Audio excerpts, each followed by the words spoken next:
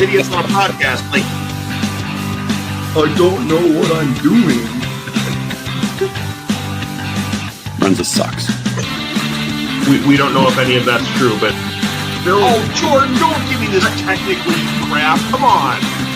Got personal this week. Lots of stuff happened. Just Chad Berger, Brian Gosling of USD. Yeah, you're wrong. You guys do it in a really professional manner, and it's awesome.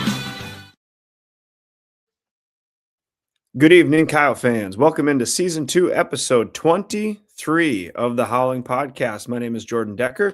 Tonight, I'm joined once again by Mark Wendt and recent professor of the game, the Chad Berger. We are mic'd up, nerded out, and ready for chaos as we recap the busy week that was in USD athletics. We'll look ahead to another busy week. Tonight, we are also joined by dear friend of the show, assistant coach of USD Softball, Coach Piv. And as always, we will end the show with our Dairy Queen player of the week and the Maloney Real Estate eye charts of the week.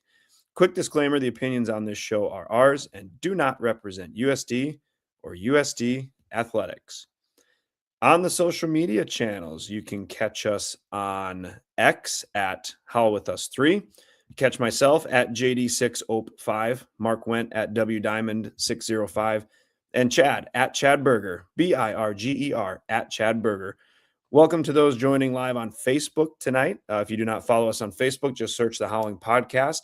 Feel free to leave a comment, questions for Coach Piv, comments to us during the show. We'll get them on the screen. Please like and follow our page on Facebook. YouTube at the Howling Podcast. Welcome to those joining live on YouTube. Same thing as Facebook. Leave a comment, leave a question for any of us. We'll get that on the show throughout the broadcast. If you do not already subscribe to our YouTube channel, please smash that subscribe button. And finally, on Instagram, just search _Howling_podcast. That's the social channels. Next up, really thankful for our sponsor, 19 Brewing Company in Vermilion. Have appreciated their support all year long. So before we get going, we're going to get a quick word from Katie at 19 Brewing Company. Looking for a place where good beer meets better company? Welcome to 19 Brewing Company, Vermilion's first craft brewery and home to Coyote Legacy Blonde Ale. Brought to you by 2 USD alumni, Coyote Legacy isn't just any beer. It's a chance to give back to student scholarships while enjoying a refreshing blonde ale. With 12 rotating taps, a flavor at your self-seltzer, and homemade root beer, we have something for every Coyote fan. 19 Brewing Company. Good beer, better company. With that, we're going to welcome in Chad and Mark. Good evening, fellas. Now, 19 Brewing Legacy beer, okay? I had my fair share of legacies and dome dogs on Saturday with the dollar deal. How about you guys? I didn't do legacies, but I think I only spent $2 and had plenty. guys, my credit card company is going to think something was up because usually those charges are a little higher when I go to the SCSC. I don't know. What a promo. Shout out, before we get going, I did want to shout out the concession stands workers facilities for getting that done. I know they ran out of dome dogs, over 750 of them, I heard. So, oh yeah. And then what's that you're holding up there, Chad? What is this? It? Is the award for Professor of the Game on Saturday. So yes, it was very fun. We'll talk more about it later on. Yes. Well earned. Yeah. We'll show the pictures towards the end, but what a fun weekend. Yeah. I had a blast. I know you guys did too. We were all there together, but let's go through some of the results here, Mark. Yeah, busy week. Men's and women's basketball both split the week. The midweek victories and Saturday losses. Women beat Omaha, as did the men. And the women lost to NDSU and the men to St. Thomas on Saturday. Tennis swept University of Sioux Falls 7-0. Swim and dive were at Omaha on Friday. The men won, the women lost, and the men and women both swept the Blue School up north. That's it. I have a typo. I think I was off a little bit on that women at Omaha. Sorry. Okay. My bad. Track and field was up at the Blue School for their alumni meet, and both the men and the women swept. in the team standing. So a busy week, and it was certainly a fun Saturday for the three of us. We'll get into that later. Yeah, that was pretty fun. So we had a great week. Basketball teams are both at or near the top of the conference. Tennis team is undefeated right now. Swim and dive team is crushing everything. Track and field's doing great. And so, of course, we thought, let's go ahead and talk a little softball. And so we brought on Coach Piv because, as always, friend of the show, once a friend of the show, always a friend of the show. But Coach Piv, we are so honored to have you back to talk a little bit of USD softball with us today. I mean, the pleasure is all mine, as always. Yeah. Nowhere else I'd rather be. Nobody else I'd rather be talking to. I feel like, Coach, if this NFC Championship game would have gone into overtime, I have no doubt you would have shut it off to join. I have no doubt, Jordan. None. Because I would have done the same thing. I can't speak for Chad and Mark shutting off their TVs for this episode. Yeah, I set like 13 different alarms to be here. So you are all in luck. Well, Coach, we're really excited. Softball season's coming up really quick here. You had a really successful fall season, kind of got things rolling and have an idea of what's going on here. What do we expect to see early in the season? You know, February, are we going to see a whole lot of softball in Vermilion, or are we going to have to wait till a little bit later in the spring? Absolutely not. This team is different. You know, we lost 4 seniors last year, but a ton of experience, right? We lost our number one pitcher, a 4-year starter. We lost our middles, short and second. Just the amount of experience that they had is going to be tough to replace. And so I don't know, honestly, what even we think we're going to expect right away when we start. Our first game is in 12 days. We'll be down in Texas, and then Arizona, and then Texas, and then Florida, Colorado, Mizzou, and then we open up here conference play with the Jackrabbits the end of March. So that's a lot of games on the road. That's a lot of trial and error.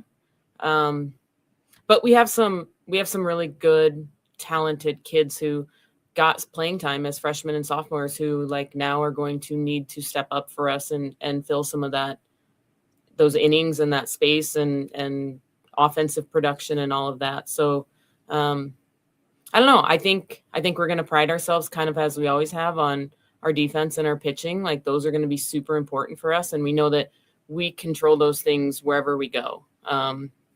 So offensively, we're a team that is going to show a little bit of everything, right? We're going to do small game stuff. We think, a little bit more speed. So hopefully we can steal some more bases and do some things like that to create a little bit of havoc on the base pass. And then sure, like home runs are sexy. We want those too. So hopefully we see some of the balls flying out of the yard, especially once we get back here. That's great. Yeah. You realize that's going to be clipped. All those are going to be clipped, and Mark's going to post these clips. I can't wait. Every time you win a game, it's going to be great. Absolutely. Okay. Absolutely. Coach, you mentioned Clara. Obviously, she pitched a lot of innings and won a lot of games for us. Do you have a clear number one yet, or is that still to be worked out? No, we don't. And Clara's on staff with us this year, which has been an absolute joy. Not only is she still throwing to our kids, but just the knowledge and information that she has to give back to our pitchers has been crucial to their development. So, but no, we have Campbell German and Madison Evans, who both were freshmen last year, and got some playing time, but not a ton. So they've shown a ton of promise. They did some amazing things already last year, and they've just grown and grown and grown. We have a JUCO transfer in Peyton Paulson who came from Kirkwood. And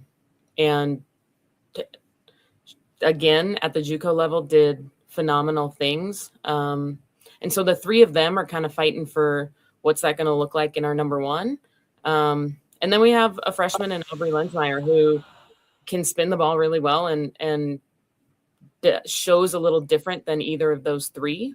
And so I think between the four of them, like our staff is compiled of four really good pitchers that bring a little bit of different to the circle. And so I think that we're going to have to get really creative in how we utilize them best so that each one of them is playing the best part that they can play to make our team successful.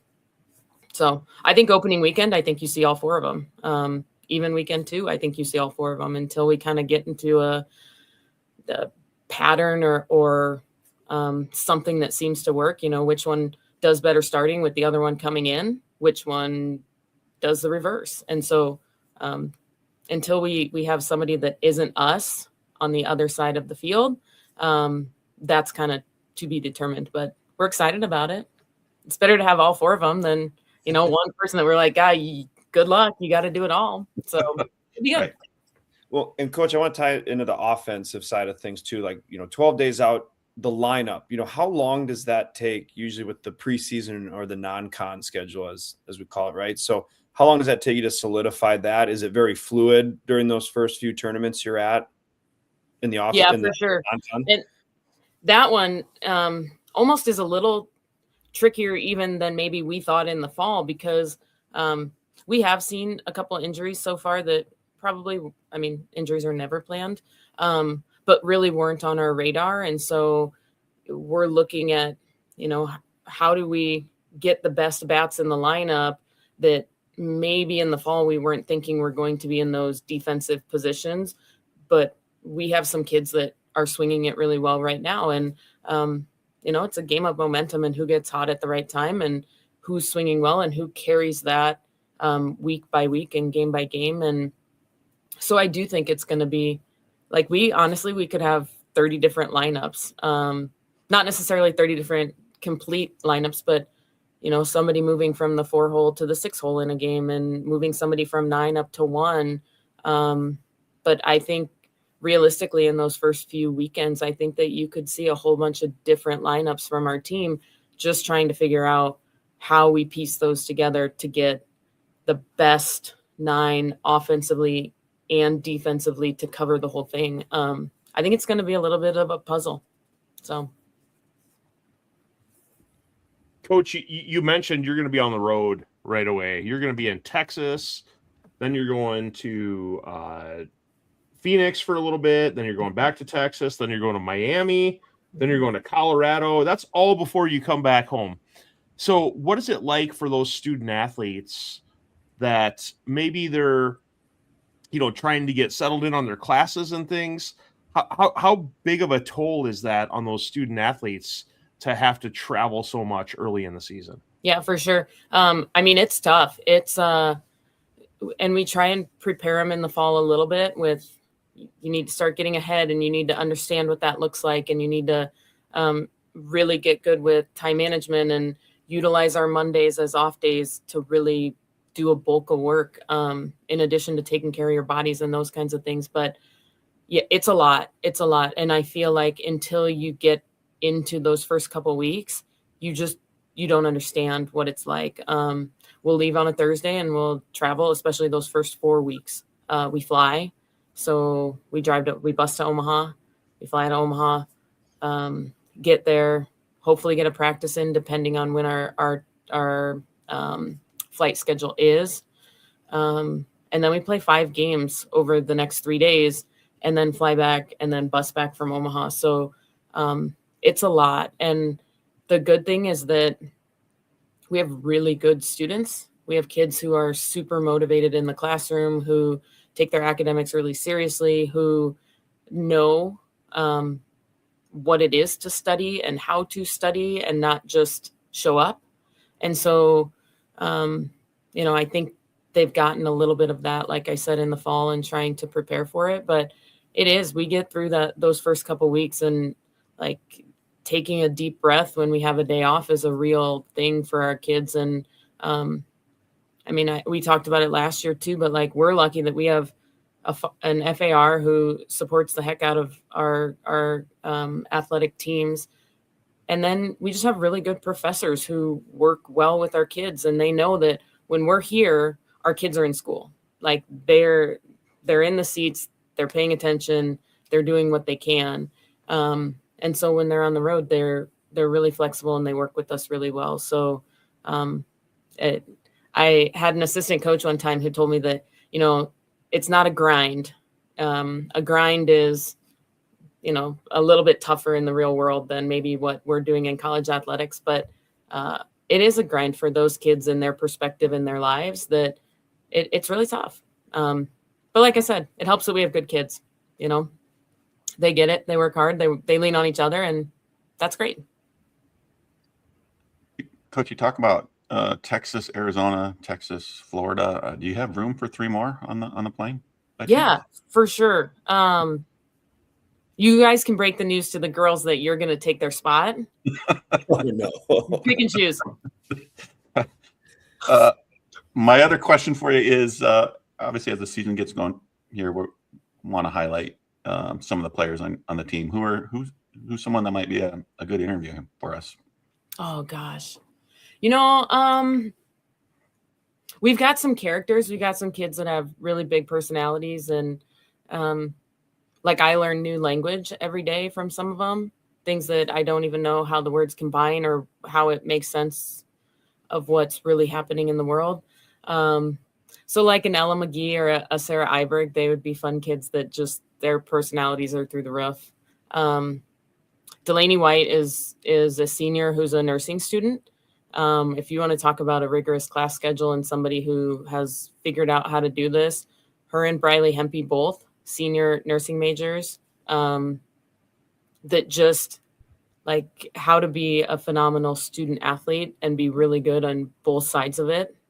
Those 2 kids they're legit. So we kind of have it across the board, you know.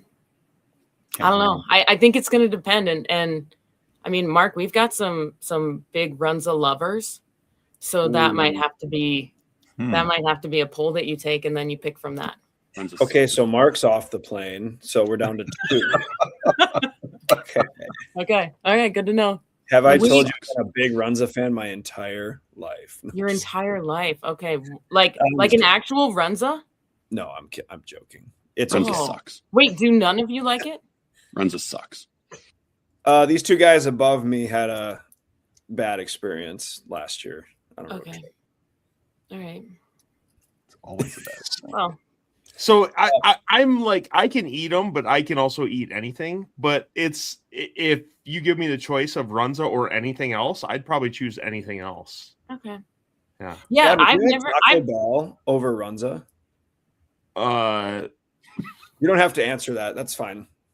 This is a tough. Yeah. I mean, if it's free, I'll eat anything. But yeah, it's.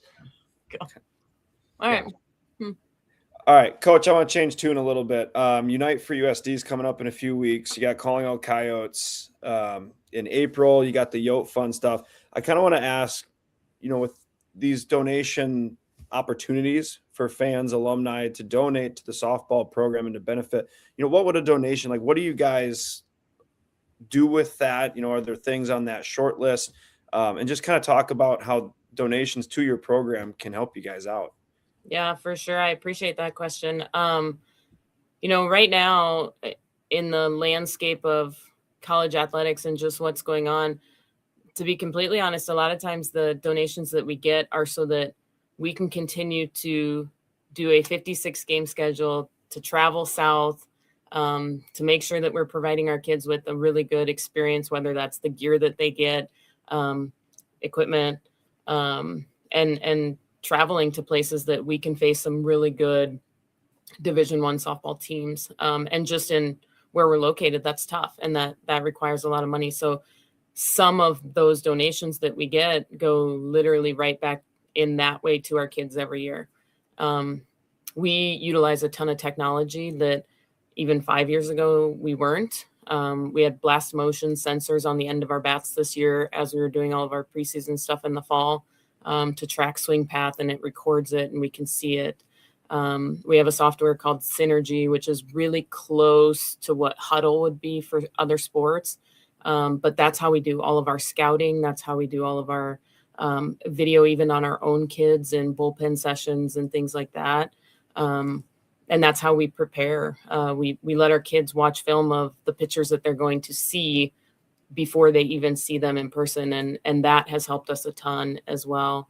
And then speaking of pitchers, we use a tool called Rapsodo that measures spin rate and speed and break and the gyro of the ball and all of these different things. And each one of these things are thousands of dollars. And so those are things that, like, our immediate wish list, that we utilize every single year, especially with we do a call-a-thon in the fall, and that's kind of our big push for that.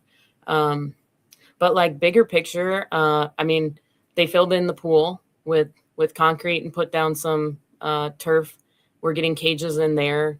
So getting some things in there that, whether it's, a hit tracks or something that new pitching machines, things like that, that'll benefit our kids in there. Or even bigger picture, we got updated renderings last week of what our new softball field is going to look like. And it's out on the website now and will be reposted upstairs in the dome. But like the front office, our admin, they're working hard to get this all put together. And these new renderings, like, this is a legit softball field, stands, press box, video board, kind of a green monster. It'll be black, but out in left field, outdoor cages. I mean, all of this stuff that is going to elevate us. And so, I mean, that's kind of like each level of what we do with that money. But I think it's cool to see the vision in each one of those areas and how we get there and how it benefits our kids. That's what we're trying to do, is just make sure that they have a great experience when they're here. And all of those things help.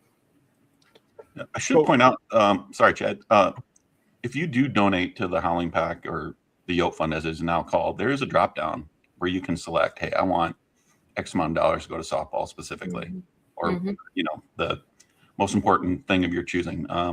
I got mine broken down a little bit as well, so I just wanted to point that out. It's very easy to direct your funds where you wanted them to go. So Mark diversifies his portfolio. That's right. So Coach, I was gonna kind of follow up on that. I actually got a nice tour in the Dakota Dome and the athletic facilities about a little over a week ago, and I saw you practicing down in the old pool area down there. That's a great thing. But once the track and field complex is built, that's going to also open up other opportunities for your student athletes in the dome.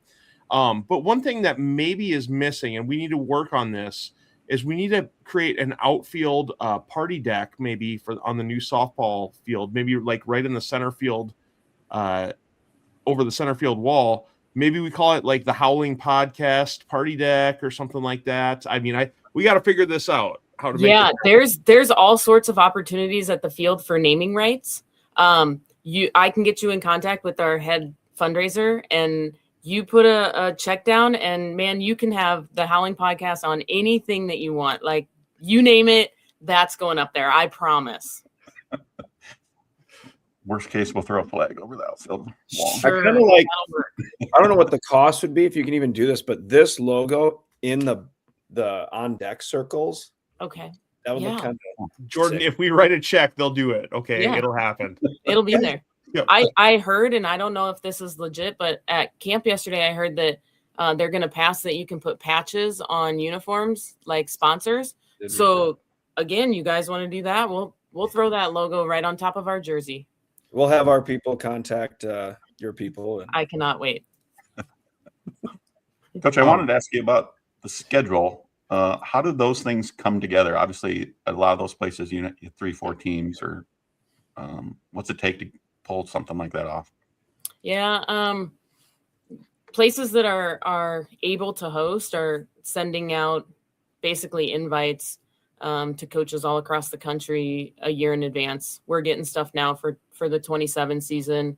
We have a couple penciled in that we're going to go to, but it's really about them reaching out first, and then Coach Wagner just goes through and says, this one we think we can fit in our budget to do a flight, a bus trip, a flight, a bus trip. And that's kind of how we line it up. And we try to go different places. This year, kind of our big one is our weekend at Mizzou. We'll play Mizzou, Minnesota, and Iowa State there. And so that'll be pretty good competition at a site that has a really nice facility. But Sam Houston State, GCU, their complex is gorgeous. UTA, FIU, like since I've been here, we haven't been at any of.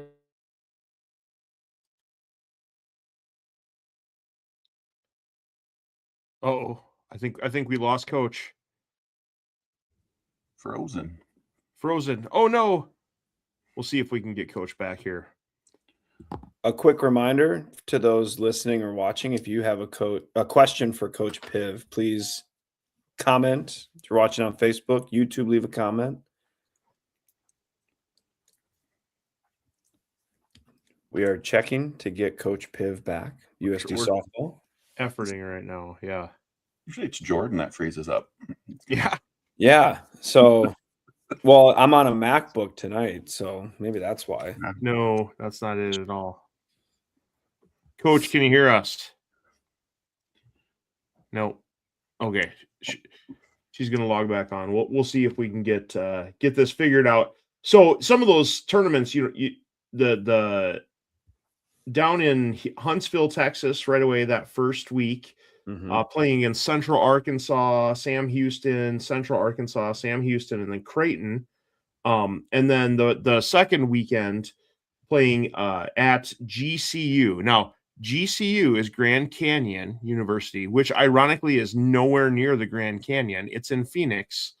And so playing against Northern Colorado, Sac State a few times there, and then Grand Canyon as well. So those will be some great opportunities. And then down in Arlington, playing against Wichita State and Creighton and UT Arlington and Wichita State again. So lots of great opportunities. So Coach, we're just going through your schedule here while we were waiting for you to get back. Thanks. Sorry. This Wi-Fi kicked me off. Now I'm plugged in, so hopefully we're good to go. Yeah. Yep. Coach, I just had one more from me. What's been your favorite sporting event you've been to this year at USD? Oh, my favorite one. Gosh, I think swim meets are one of my favorite things, and it's something that I never went to growing up. Like swimming wasn't really anything. We did everything else, but we just never really got into swimming. And I think in the new pool, it's just it's so exciting over there. So I mean, obviously we had some football games that were great, and it's fun to see our women's basketball team doing what they're doing. And gosh, volleyball is always fun. But I think this year so far, it's been going over to the pool and watching them swim.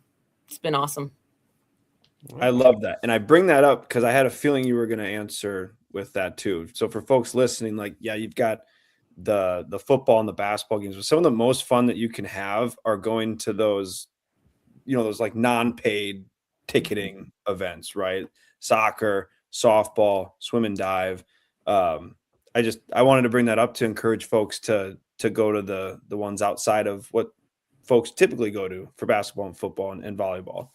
Yeah, for sure. It's a good time. And I mean, I also think our student athletes love it to see people in the stands that aren't mom and dad. And I think that's special. And it's a really good product. I mean, like you guys started the show with, tennis is crushing it right now. Everybody else beat the Jackrabbits this weekend. Like, how could you not want to go and support those events? Correct. Well, we're keeping a close eye on those preseason rankings for tennis.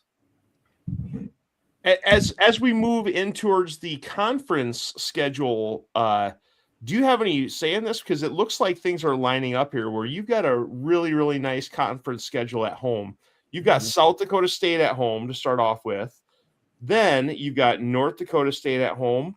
And then you do have to go up to Grand Forks for a 3 games, set up there. But then you get to go down to Kansas City, enjoy a little barbecue down there, and then come back and finish the season at home against Omaha. I mean, that's a pretty nice schedule there, Coach. I don't know if you line that up or what. I wish that I could take credit for it, but I think it's like a randomized thing that they throw in and then it plops it out for 2 years in a row, But I mean, I'll take it. Yeah. I love being at home at the end of the year. That's great. That is. So like what if you think of like the middle of your body, what body part is in the middle of your body? Oh my gosh. Do you know where I'm from? Are we going to talk about the belly button? We are going to talk about the belly button right now. You know where I'm from. I grew up in Omaha. My whole entire family is there. What? Oh, I had to bring it up. Sorry. I'm going to sit this one out. Enjoy.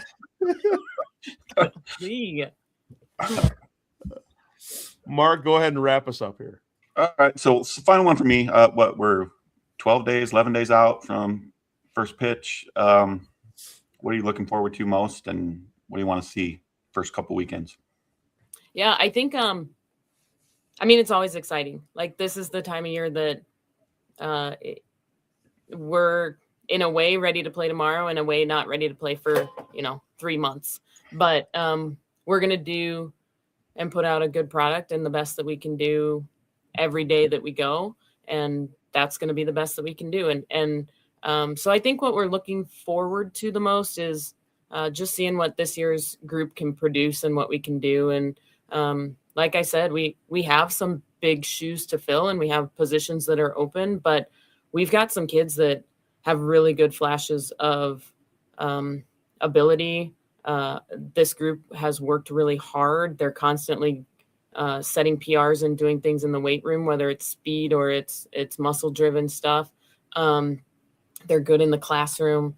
We've done a whole bunch of mental training stuff this year, which has been really good to see how we deal with failure, even when we set them up for failure.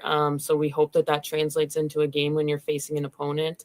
So I think we're ready to get this crew out and see what this 2026 team can do when we're facing somebody else, because I think we have a lot of potential, but how are we going to step into those roles, and who's going to be the leader, and who's going to shine on weekend one versus the first weekend of conference versus the conference tournament, and how do we come together by that point? Like I said earlier, it's kind of a big puzzle, and it's our job to not mess it up.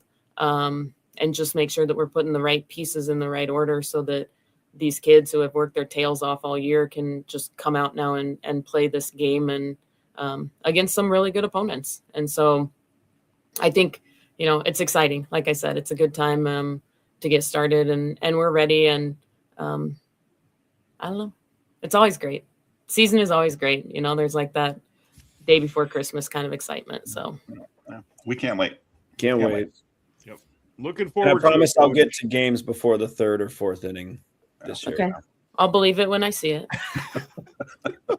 I got you. I got it. They were giving me crap before we went live. I got it. All right. I'll be there. Yep. Especially once we get that party deck in a few years here. Right. Then it's going to be For sure. Yep. Well, Coach, we really appreciate you joining us tonight. We're excited about softball season, looking forward to it. Unfortunately, we have to wait a little bit before we can actually, come to the games in Vermilion. But yeah, very excited to see everything that this team is going to develop into over the first few weeks of the season. And hopefully we're able to give some positive results on the show in the next few weeks here. I love it. Thanks for having me, guys. I appreciate you. Thanks, Coach. Good to Thanks, see you. Coach. See ya. Go Yotes. Go Yotes. Awesome. She's awesome. All right. That's why she's one of the best, right? Yep. Yep. I do not Absolutely. root for that. Yeah. Yep. I don't know. We probably just end the show there and it'd be okay. But I mean, we had lots of other stuff that happened. And Thinking about softball, 60 degrees, the sun, it's longer days. This was a great timed interview for softball. I'm just saying. And we should try to figure out how to get down there. Texas, Florida. That'd be nice. Well, I mean, we could figure it out. It's just, do we have the Nice. number Nice. one? Do we have the funds available? And number two, do we have the availability in our work schedules to make this happen? I think I'm that's thinking we rent a van, a big van. If you'd like to sponsor the show, our DMs are open. I'll put your logo all over that van. We'll drive down to Texas with your logos all over it. That's right. We're like Seaton on the Dan Patrick Show here, driving all across the country. Moving on, news and notes, Mark. News and notes. As Chad mentioned at the beginning, and we'll mention probably throughout, Chad Berger was awarded Professor of the Game. We'll get into that in detail as the show goes on here. So congrats to him. Well deserved.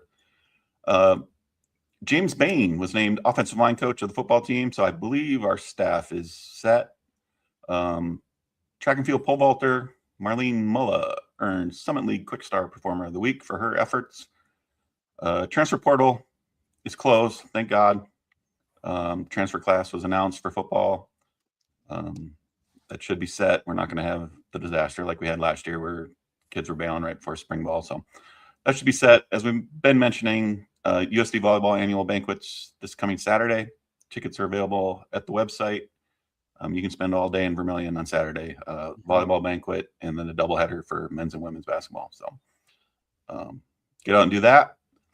USD football gear will be on sale for the February 11th men's basketball game. Prior to that tip-off, you have to have a ticket to the men's basketball game to get in and purchase some of that stuff, but a great opportunity to grab some swag.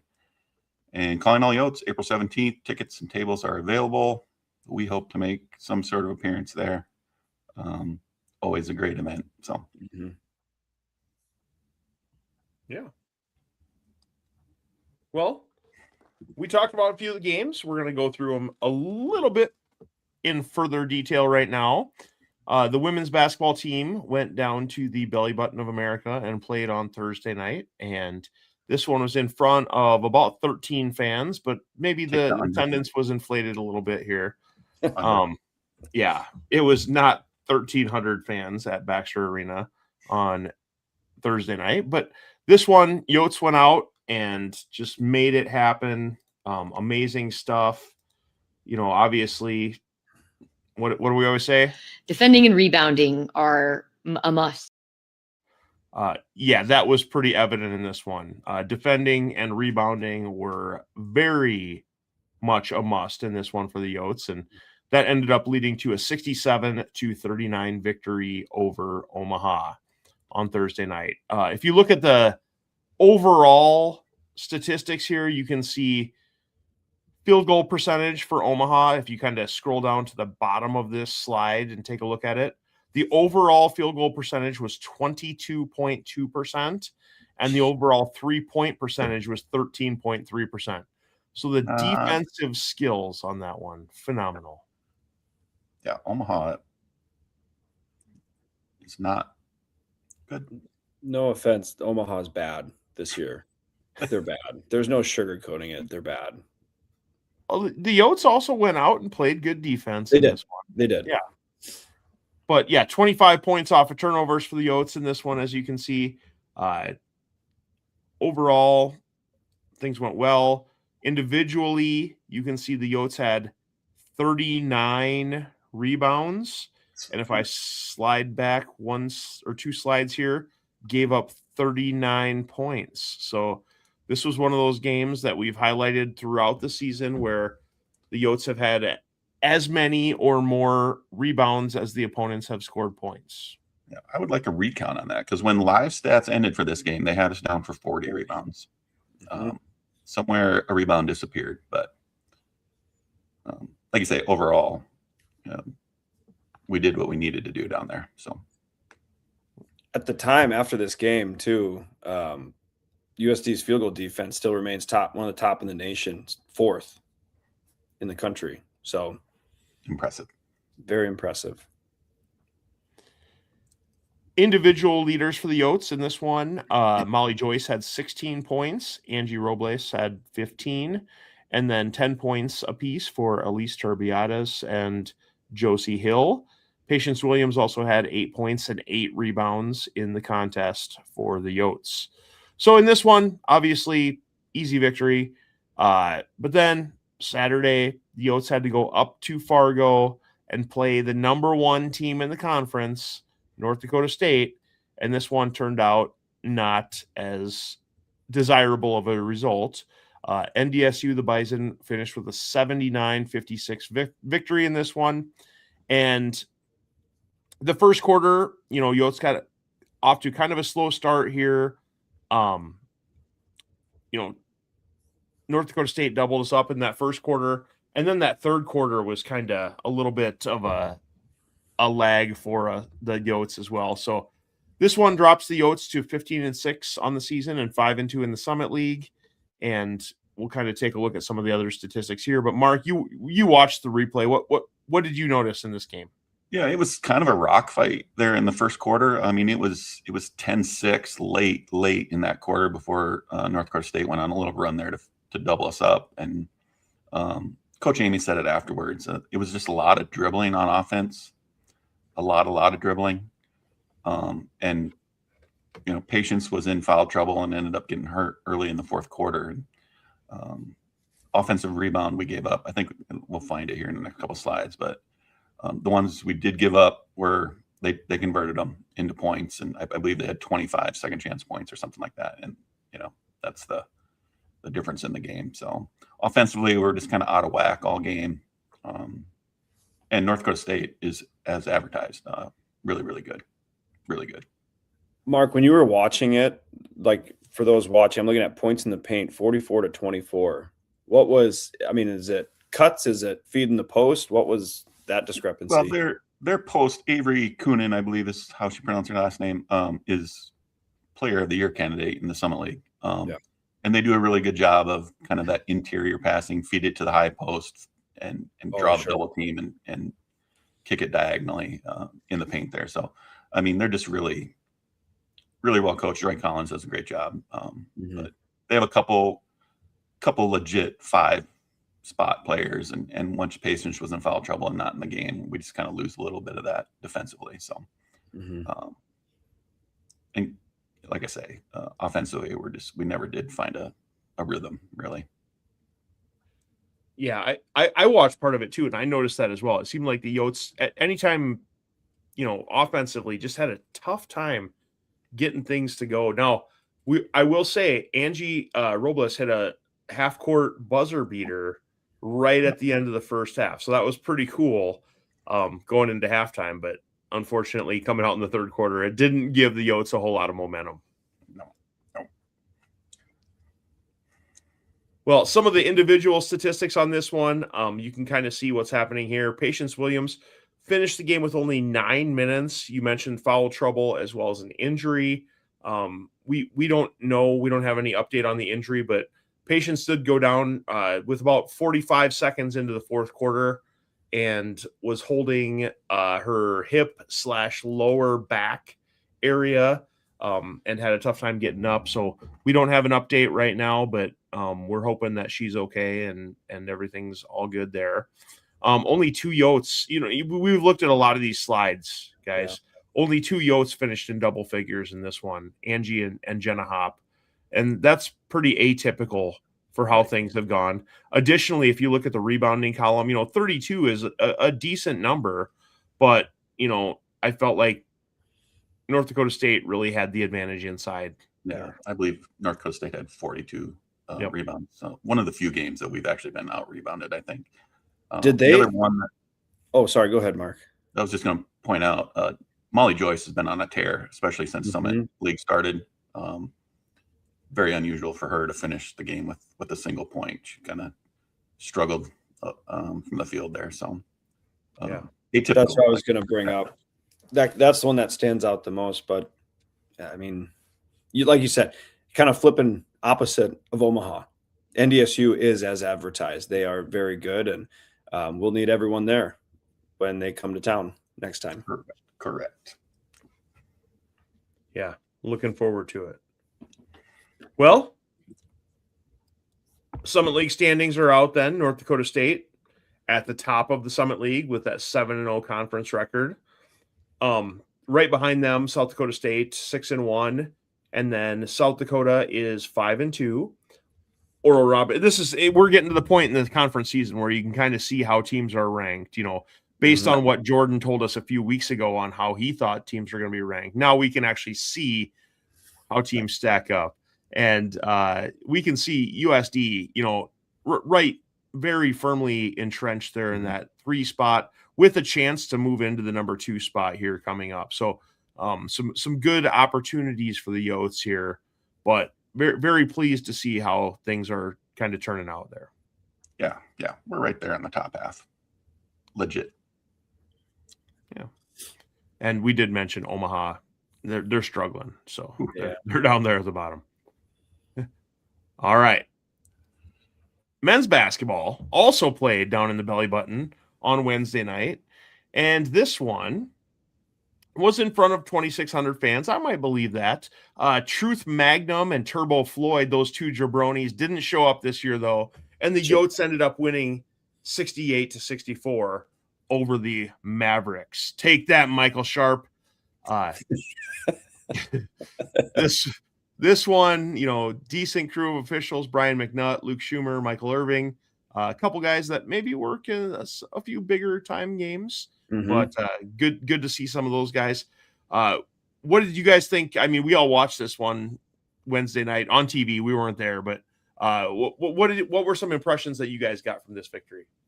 Well, I mean, going into the game, we learned that Isaac Bruns was out, not playing. So you're kind of worried about. Obviously, that's Isaac Bruns is a 20-point per game, almost guarantee every time out. So losing that, you're kind of worried about what was going to happen, but.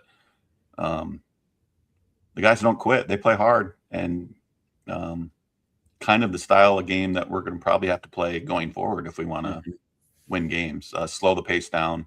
We don't want to be in the 90s. High 60s, low 70s, I think, is where we want to be if we're going to be successful. So great to get the first road win of the season. Needed it. Well, and as the recap article on GoYotes.com said, gritty. I thought it was gritty. It was a little nerve-wracking there. I don't think we scored till right around the 13-minute mark, maybe a little bit more of the 13-minute mark. But Jordan Crawford, I texted you guys before the game. I said Jordan Crawford's going to go off for 30. I mean, he went off for 27, but they don't call me Nostradamus. But it's a gritty win and a much-needed win. You got it, to get that monkey off your back, to finally get a road conference win and a road win. That feels good. So and Omaha had been dealing with injuries and they were healthy. And so we are obviously ridden with injuries. But these guys are stepping up. And like I said, this is a big win down in Omaha. Yeah, you mentioned that the Yotes had not won on the road this season. And so that was a big road victory, especially in the conference season, over the team that knocked the Yotes out of the Summit League tournament last year. One of the big things was that 3-point shooting. Omaha for almost everything the other night. And they were 1 for 19 overall from 3-point range, whereas the Yotes had a little bit more success out there as well. Also free throw shooting. I mean, look at this, guys. Last year we were talking about, well, it's 50%, it's 55%. Now we're looking in the 70s almost every single game for free throws. So you start to be surprised when they miss one, actually. Right. Yeah. And at the start of this year, it was like, come on, guys. Right. Yeah. That 1 for 19 from 3 for Omaha. Obviously that Tommy, what's his name, hit everything in that Summer League tournament game. We held him in check. He didn't Osborne. Yeah. No. The Yotes down guy. Yeah, Yotes down. Yeah, we remember. We remember. Michael Sharp. Individually, as Jordan mentioned, he didn't quite get 30, but Jordan Crawford led the Yotes with 27 points in this one. Uzi had 17. Uzziah Bunton, 17 points for the Yotes in this one. He's playing some really good basketball. Contrary to what Michael Sharp said, he actually is a freshman this year. He's not a transfer, so he's a legit freshman. 9 of 11 at the line too. I mean, playing good basketball. Stripe. And friend of the show, Cam Fens, also played a really good game the other night. 16 points, 6 rebounds in this one. Some other Yotes are out there playing really hard. Silas Benyon right now is 0 points, but I mean, that guy played 32 minutes and doing a lot of the dirty work type of stuff that is needed out there. One thing, Silas is getting some really good quality minutes. He's getting better each game. The turnovers were probably the only really, really negative thing that these guys did. It was a little bit of Omaha, but we also saw it was like those unforced things, those silly mistakes. But 17 turnovers to 12 assists. So we did not highlight that. Yeah, for good reason. It was good to have Jake Brack back as well. Jake had an injured shoulder, wearing a big shoulder brace, but Coach Peterson said in the postgame show he doesn't have to be out there. He's toughing it out right now and doing a great job giving the Yotes some inside presence there when Cam has to, get a breather on the bench. So great to have Jake back on the court. All right. Well, yesterday happened then. St. Thomas, this is one of those weird scheduling quirks, right? So the Yotes already played at St. Thomas this season, and then St. Thomas came down before everyone else in the conference has played. And St. Thomas is a good squad, guys. They're a really, really good Summit League squad. They, were runner-up last year in the Summit League tournament and do a great job here. They came in at halftime. Yotes were ahead 39-37. I thought the Yotes played really, really well the first half, but the second half, it felt like the Tommies couldn't miss. I mean, everything they shot from three-point land seemed to go in. Just ended up scoring 53 points in that second half to leave Vermilion with a 90-78 victory in this one. You mentioned they played good in the first half. I think we played pretty well for 30 minutes. We were right there in it till about that 10-minute mark is when St. Thomas kind of stopped missing. And like you say, they're really, really good. They share the ball just really, really well. Always find the open guy, make the extra pass. And, if I didn't have a rooting interest, they'd be really easy to root for. But overall, I left that game. Obviously, we had some fun at halftime and some other extra stuff going on during that game. But overall, I left that game pretty proud of our guys for hanging in there and fighting. Yeah, not much more to add. I mean, Mark said the first 30 minutes, the guard play of St. Thomas is just so good. It's the late rotations we'd have on defense, that one extra pass that St. Thomas started figuring out that they can make, and they just couldn't miss those threes. It was like everyone they'd hit the crowd, more people would just throw their head back like, come on. But it's darn good squad. Hopefully we get to see them again at the Summer League tournament. I have no doubt the guys want a third shot at the Tommies, but kudos to St. Thomas. It's a darn good basketball team. We're playing good ball. Some of the St. Thomas fans were there right away at noon. Kudos to them for showing up early, but we saw a couple of them at the concession stand, Mark. And what did they say to us? They wanted to enroll here. They said you guys are practically paying us for these concessions with the dollar dome dogs and the dollar beverages going on there. That was fantastic. There were a couple of fans there that were not representing St. Thomas or USD. It was kind of interesting, but it's a bold strategy to wear a blue shirt with a certain thing on it and then be obnoxious for 60 minutes. I don't understand the whole go to a game and then cheer every time something negative happens for another team. Like, do you not have anything better going on in your life? But whatever. Anyway, I checked with someone that that wasn't where they were supposed to be sitting. So, onward. Okay. Well, you can see here the Yotes did not have any technical fouls in this one, so nothing happened there. Okay. No technicals in the scorebook on this one. So does that guy free throw not count, do you think? I don't know. We'll talk a little bit more about this later on, Jordan, if you get where I'm going with this. Yeah. Oh, I get. But you can see the field goal percentage and 3-point percentage. Look at the second half numbers for St. Thomas, guys. Yeah. 65% from the field, 70% from 3-point land in the second half. I mean, that's going to win a lot of games if teams are shooting that hot. And the way it went, those numbers feel low. I would have guessed higher. Like, it just didn't feel like they ever missed in the second half, especially the last 10 minutes. So You're 100%. That's 7 of 10. I thought it could have been 17 of 20. Like, it just felt like every shot was from a 3-ball from corner pocket. Yeah. Mark had him higher. Personally, yeah. Individually for the Yotes, you can see Jordan Crawford also had another good game here, 22 points. And Uzziah had 13. It was a good game for him. Of course it was, because he was on the program, right? What happens? That's what happens. I don't know if we're developing a pattern here, but Cam Fens also had 10 points and 6 rebounds. And I'm apparently the whole like chug every time Cam gets a rebound thing didn't catch on too well, but I had a good time with it. And we didn't mention it, but Isaac did not play again this game, so he was in a boot again. But as most fans would probably know, but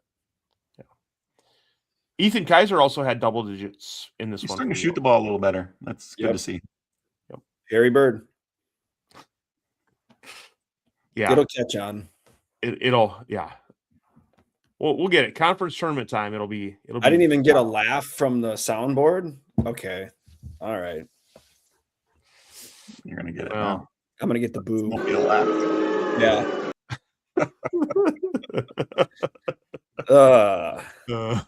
Well, as far as conference standings go, North Dakota State still at the top. St. Thomas 6-1. North Dakota 6-2. Guys, those are the 3 teams, the only 3 teams that have beat the Yotes so far this season in conference. Yeah. So it's like all the losses are to the top 3 teams. North Dakota State, St. Thomas twice, and then North Dakota. I think the Yotes are kind of right where they need to be in that middle of the pack area. 3-4 right now, but South Dakota State hasn't played as many games as everyone else for some reason. I don't know what's up with the scheduling stuff here, but they'll get that all evened out as the season goes on. But I think the Yotes are, doing really well, especially considering all the injuries and everything else that has happened so far this season. Yeah. They certainly haven't given up. They play really, really hard. So it's fun to watch them. It is. And fans too, don't give up on these guys. There's home games coming up. And the 3 of the 4 teams in front of them, we still have at home. Yeah. Yep. And including the Belly Button of America comes up to Vermilion. So now, before we move on, I wanted to mention our friend Michael Schumacher, who does the At the Mic program on the radio station in Yankton and Vermilion. He sang the national anthem on Saturday and crushed it. Did a spectacular job. So, yep. Great really job to Michael Schumacher. All right. Track and field had some notable results. Mark, go ahead and take us through these. I'm not reading all that. I'm happy for you, or I'm sorry that happened to you. I typed all that out, Chad. Mark, here, I'll do it really quick. I typed it all out. Okay, so the track and field team went up to SDSU's alumni invite that they have. Men came away pretty handily, 178, SDSU 156, St. Thomas 75, North Dakota 61. The women came away with first place as well, 140, SDSU 100, St. Thomas 81, UND 45, and UNO, Nebraska Omaha, decided to come up. They scored 14 total points. Yotes in men's and women's swept long jump, high jump, pole vault, the mile, and 60-meter hurdles. I think we can just call us Jump U at this point. Marlene, I think it's pronounced Mula, and Anna Willis both pole vaulted for women 14 feet, 1 1/4 inches. Both of those are top 10 in the nation. Alexis Sindelar, Kalia Cheney finished 1-2 in the mile. And both of their times are 4th and 5th best USD indoor times ever. Kenya Harris is a freshman, 39 feet, 4 inch triple jump. It's the 8th best in USD indoor. ever. Geneva Timmerman 941, the 3,000 meter run, ranks 6th all time for USD indoor records. And then overall, the Yotes got 15 event titles and 35 top 3 finishes. A lot more results at goyotes.com, but shout out track, just a crushing performance up in Brookings. Way to go. Yeah, and we were fortunate to have Coach Huber on the show last week, and great job. It's so difficult to go through all these track and field results. So I recommend just go ahead and tomorrow afternoon when you're sitting at work and you're just like, I don't know, I need something to get me through the rest of the afternoon. Go ahead and go to goyotes.com, pull up the track and field results, and kind of skim through some of those names. Yeah, great job. Swim and dive results at Omaha here, Jordan. Yeah, again, this is one where you're going to want to go to goyotes.com and check out the full thing. But 15 event wins for the Yotes at Omaha last week. That was their first one. Nick Rounds had a few wins. I think it's Joaquin Contreras-Falico. He had a few wins. Alex Parkinson with a couple of wins there. Not too many relay wins, but a lot of individual ones. So if you're watching the video, you can check out the wins, the names, the times there, but much more available on goyotes.com for this one. And then if we want to go to the next one here, swim and dive, notable results. They had a dual meet against SDSU on Saturday, 18 event wins in that one. They put a beat down on the bunnies in the pool on Saturday. They weren't particularly close with the scores there. So again, Nick Rounds again with a handful of wins, Joaquin with a handful of wins, Alex Parkinson. This was really tough to choose a player of the week between track and field and swim and dive, but we'll get to that here soon. But just another great outing by swim and dive in a couple of duels last week. Jordan, I have a quick question for you. Yeah. That 1 meter dive and 3 meter dive, what does the 225.25 mean? The 220, I have no idea. Okay. We're going to have to get a swim and dive person on here to explain. I mean, Judges score, right? Combined score, I would assume. Maybe that's the combined score. I don't know how it works. Yeah, none of us really know anything at all. So just when you think you have something figured out. Yeah. 3 idiots on a podcast. That's all we are. It's gotta be scores, because I'm looking on the site and I'm not seeing. It's gotta be scores. Okay. Well, if anyone out there is watching, go ahead and let us know how this works. So the men's team, I should have put it on the slide. I didn't. The men's team beat SDSU 200-98, and the women won 188.5 to 110.5. So. Well, that brings up our DQ player of the week then, Jordan.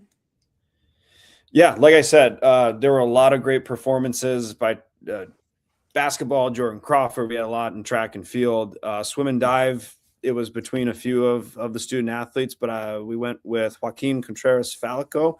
And I apologize if I'm mispronouncing that, but of USD men's swim and dive at Omaha and versus SDSU. He got earned wins in the 200 medley, was a part of that team, the 100 backstroke and 200 backstroke. So I think he's really, really good at backstroke. I think he's a back fly guy, but 6 total wins over the week last week. So congratulations to our Howling Podcast Player of the Week, presented by Vermilion Hartford, Del Rapids. Awesome. Well done. Yep. Congrats. Always like to see some of those good results. What's coming up this week, Mark? This week, another busy week. Lots of home games for basketball. Wednesday, Thursday, and Saturday. Men will host ORU on Thursday and NDSU on the back half of the doubleheader on Saturday. Women will be host St. Thomas on Wednesday and the Blue School to open the doubleheader on Saturday. All that in the SCSC. Swim and Dive has a Coyote invite on Friday and Saturday. Another opportunity to get over to the Natty, as we're calling it. I might pop over there on Friday. Tennis will be at Bradley. The undefeated tennis team will be at Bradley. And track and field will be down in Columbia, Missouri for the Dr. Rich McGuire invite on Friday and Saturday. Use the money you saved at the concessions on Saturday to get to Vermilion and the SCSC for those home matches and meets. Yep. Those are massive games for men's basketball, women's basketball. Do you know, Mark, you did say, and I can look this up, obviously, did the swim and dive, what time is that at? Are we able to go in between the basketball games, do you think? That's a good question. I don't Okay. know. I want to say the calendar said all day, but I hope we learned our lesson that we should not schedule home events at the same time. It says all day. It does not give a specific time. Yeah. Whoever needs to hear this, let's go ahead and figure that out. It seems like let's not schedule home swimming and diving at the same time as a home basketball game ever again. Okay, that's. If I say that little bar across the bottom is going. Oh, sorry. I that was just a suggestion. I mean, yeah, it is. As always, the opinions expressed on this show are solely those of us and do not reflect those of USD or the USC Athletic Department. Next up, hey, we had a great day on Saturday, didn't we? We did. Yeah, we did. So I ended up getting the professor of the game, and they did it at the under 8 timeout in the first half. So for those of you that aren't huge basketball fans, you probably every 4 minutes, the first dead ball on or after that 4-minute mark. So there's an under 16 timeout, an under 12 timeout, under 8 timeout, and under 4 timeout. So at the under 8 timeout in the first half, Provost Kurt Hackemer met me over on the corner of the court there, took me out on the court. It was kind of interesting because he turned to me and said, "Do you ever come to basketball games?" And I just laughed. Yes, of course I do. I told him the script of what was going to happen, and he laughed. We had a good chuckle about it. But we went out. He gave me the award. I turned and waved. And when I turned and waved towards section 106, row 2, I noticed that if you look at the upper right-hand picture here, the 3, Dr. O, Mark, and Jordan, all had made t-shirts with pictures of me printed on them. And so we all had a good laugh. Everyone saw it. President Gestring had a good laugh at that. It was phenomenal. Well done by the 3 of you. Excellent. I did go back and find that picture. Mark, do you remember when that picture was from? Well, it was a blackout game because we were both playing. It was the Wyoming game. Was it Wyoming? Yeah, it was December 9th or whatever that was, the Wyoming game when we had a good time there as well. So that was fun for you to print out those shirts. Ran into lots of great friends. And then I was not aware this was going to happen, but my brother and my sister showed up. So the picture in the upper left-hand corner here, that's my older sister, Jenny. She's a couple years older than me. And then my younger brother, Adam, who's a year younger than me. We all grew up. We were all in the high school at the same time for 1 year. And so we were really, really close growing up. And it was really cool that they showed up at the game to support me. So I was pretty honored with that. That was awesome. And then just all you guys being there and everything else, it was a really cool deal. Thank you. Anything else you guys want to add? Very happy. It was such a fun day. Go ahead, Mark. I was just going to say, I think maybe it's on the next slide, but not only did we put that picture on a t-shirt, it ended up on the video board a time or two to distract. It's not on this one. Yeah. It exists. It's on the video board to distract opposing teams when they're shooting free throws. So awesome day all around. Yeah. Love it. There was so much fun. Thanks, Mark, for those shirts too. I don't know when I'm going to wear it again, but it was sure fun wearing it. Maybe this is my new blackout. Right. Shirt day. When you're changing your oil on your car, or you're going fishing and you want to just wipe your hands across your shirt after you touch the fish, that's a perfect shirt for that. I know a couple people got pictures of me and texted you guys saying, "Who the hell is this guy wearing this shirt?" I do a podcast with Chad, wasn't just some rando. Yeah. No. So then was this picture taken? Okay, Mark, on my shoulder, right by Mark's hand there. I didn't take the damn sticker off. I still had the QR code on there. I've done that before with shirts. Yeah. Anyways, great fun day. I'm glad it was on Dollar Beer and Dome Dog Day too. Yeah, everything lined up beautifully. It was also fun. Avery Van Hook was there, and she just happened to be walking by us when we were taking the photo. And we're like, get in this picture. It's totally like the most Chad Burger thing ever. Like, you're going to be in this picture with us, Avery. So, friend of the show, Avery Van Hook, also in that picture there in the lower left-hand corner. I ran into Avery. She was doing camera for the game, and so I took a photo with her. But then we ran over to the Natty afterwards and caught the celebration of the big victory because someone scheduled these at the same time. We're done talking about that, but it was nice. We ran into Marcus Destin, we ran into Trevor Sinclair over there. Got to see the celebration of the big victory, and Mark got to hold up the eye chart at the Natty. So as promised. Do not forget it, Saturday. Friday and Saturday. Yep. Friday and Saturday, you can get Friday, to Saturday. Yep. God, that's beautiful facility. My Lord. Yep. I see the high dive that I'm never going to jump off of. There's still time. It was steamy in there though, right? Well, it's humid. Yeah. Little humid. Yeah. So if you go, might want to layer so that you can, take off a few layers when you get in there. It's pretty steamy. I'm going to make your Chad Burger shirt into a cutout tank top. You could probably I've gotten some good response. You could probably resell that thing for quite a bit. I don't know. My niece, who was at the game, was asking where she could get one of those. So, yeah, you never know. We can make it happen. We could do it. It was awesome. I'm so glad you guys were there with me. It's just one of those things. We do this as an information program. We give out a lot of info on USD athletics, but the best part of it, I think I've mentioned this on our 50th show, but the best part of it is I get to hang out with you guys every week. Okay. Mm-hmm. I get to hang out with my friends, and we get to hang out at sporting events. We get to talk about sporting events, and that's the best part of all of this is just you guys being there and supporting me and supporting the Yotes, and that was awesome. Thank you so much. Happy to do it. Absolutely happy to do it. Anytime. You should be anytime. Two-time professor of the game. It only took 6 years for me to get it once, so we'll see how long it takes again. But before we go any further, and now.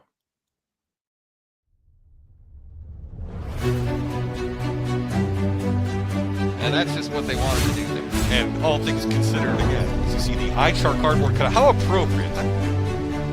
Through the review, the iChart made its way to the video board. It really injected some energy.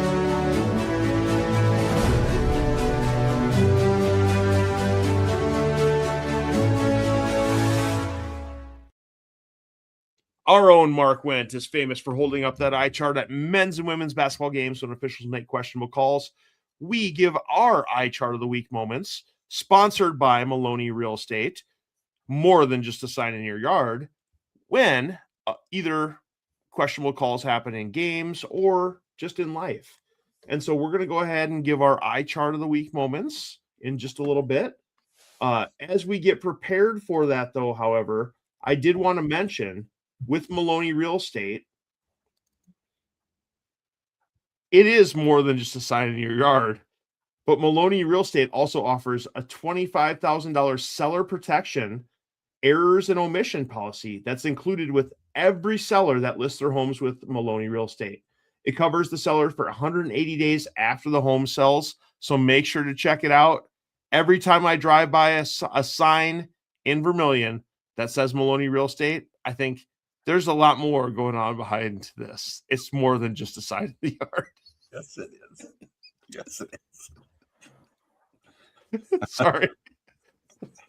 Mark and I had a good time coming up with that the other day. So last week we had Mark went winning, giving himself the eye chart of the week because he didn't bring the eye chart. So obvious, clear winner. The other ones shouldn't have got any votes at all, but they did. So Mark, you are our eye chart of the week winner. So it's your turn to go first. 4 weeks in a row. So in an effort to help you guys out, I'm just going to do a hypothetical eye chart this week. We're going to call this company that this guy works for Central Company. And let's pretend he has an office job where he's expected to be in the office 60% of the time, the other 40% work from home. Monday was Martin Luther King Day. This gentleman had his kids. He called in and said, I would like to work from home. The boss says, no, and you're expected in the office. The gentleman says, I'm not coming in. Put me in for PTO, and maybe it's best I put my 2 weeks notice in. The boss responds, thank you for your service. You're done working here. Hypothetically, of course. So hypothetically, Central Company and this guy's boss gets my eye chart of the week. Hypothetically.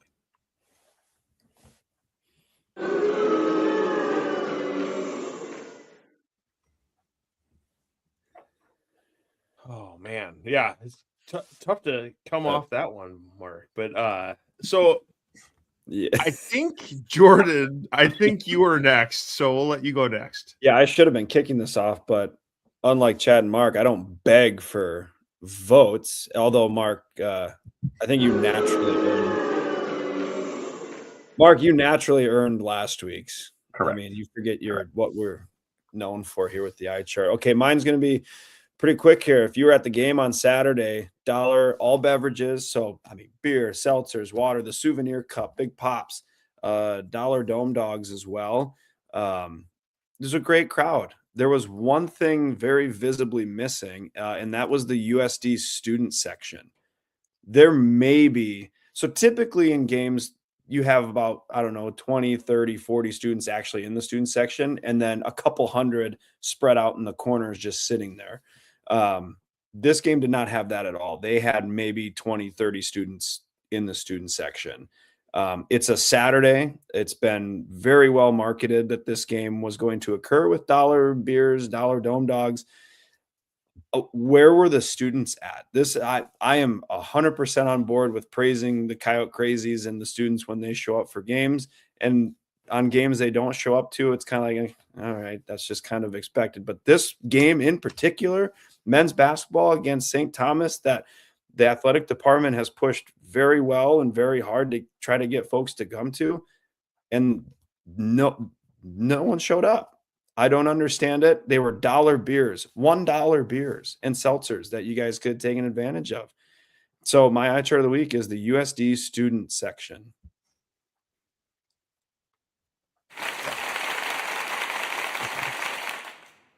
Yeah. I mean, Unfortunate. I'll go last here. Now, if you may have gone to the game on Saturday, you may have noticed that we had 3 officials that we don't regularly get for Summit League action. And those officials, they are who they are. But if you kind of look through the list of games that were scheduled on Saturday, you notice that there was a lot of games, a lot of college basketball games in Division I. If I start going through and looking at other days of the week, Thursday, there were not a whole lot of games in Division I men's basketball. Friday, there were even fewer games in Division I men's basketball. And then today, Sunday, there were only 4 games in Division I men's basketball, and that was partially because of this big storm that's coming through. So a lot of games got moved to Saturday. But what ends up happening is when we have that many Division I men's basketball games in one day, it dilutes the officials' pool. For example, our friend Kelly Pfeiffer usually does games for the Big Ten, Mountain West, Summit League, and a few other conferences. He did a game on Saturday, his first game ever that he did for 2 Big 12 opponents. First time ever he's done a game for Big 12 games.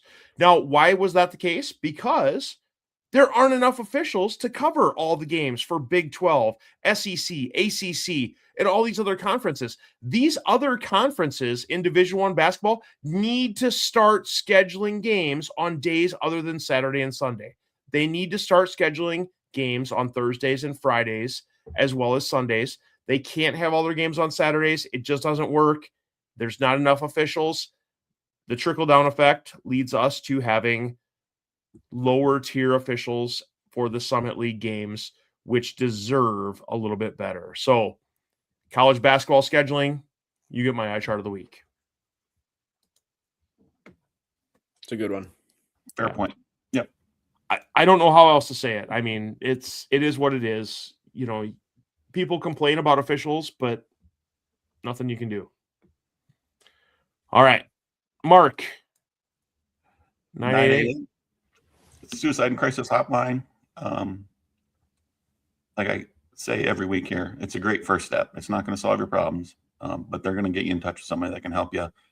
We'll get you to Sunrise, and we need you around. So give them a call. You can call them. You can text them. You can chat with them. Someone's going to be there on the other end and get you the help you need. So stick around. We need you. Absolutely. Shout out to our sponsors, 19 Brewing Company. We heard from them earlier. DQ sponsoring that Player of the Week segment. And then Maloney Real Estate, more than just a sign in your yard. Correct. As always, the Howling Podcast is produced by the Wakanda Peach Company, LLC, out of Burbank, South Dakota. I'm sure we messed up on lots of stuff, but we'll do better next time. Until next time, thanks for joining us, and go Yotes. Go Yotes. Good night, Vermilion.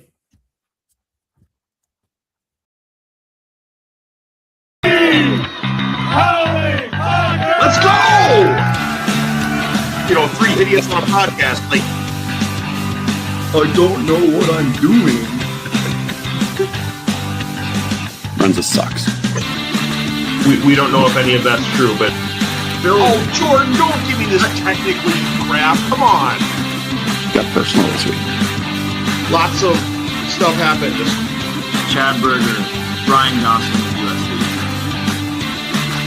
Yeah, you're wrong.